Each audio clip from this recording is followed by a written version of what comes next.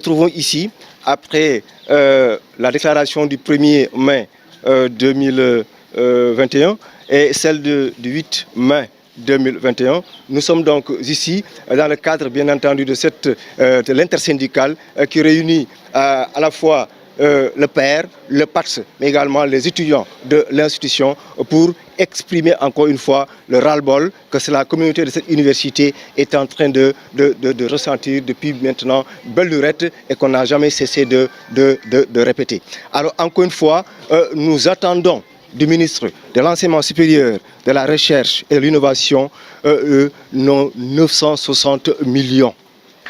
Sans ces 960 millions, l'institution est à l'agonie. Deuxième chose, nous exigeons le redémarrage et la livraison des chantiers de cette université en souffrance depuis 2015. Je pense que nous avons suffisamment parlé, nous avons suffisamment interpellé le gouvernement. Maintenant, il n'y a plus place au discours. Il faut passer à l'acte. Et toute la communauté universitaire de cette institution est déterminée à voir véritablement le gouvernement s'exécuter. La question est d'autant plus pertinente que c'est un silence assourdissant. Puisque le week-end dernier, quand même, tous les médias presque ont relayé le ras-le-bol exprimé ici, dans cette institution. Mais jusqu'à présent, on ne l'a pas entendu. Il faut bien... D'ailleurs, je vous le dis très sincèrement, on n'a plus besoin de l'entendre. On veut le voir agir. Oui, mais ça, on l'a déjà dit.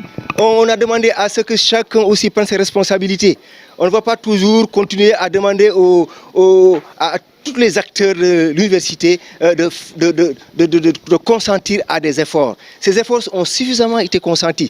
Maintenant, c'est au gouvernement de donner sa part de contribution à la construction de ces institutions. Le 24, oui, c'est le 24 mai, c'était ça qui était décidé. Maintenant, nous, on est à l'écoute. On est à l'écoute. D'ailleurs, admettons même qu'on le veuille. Est-ce qu'on le peut?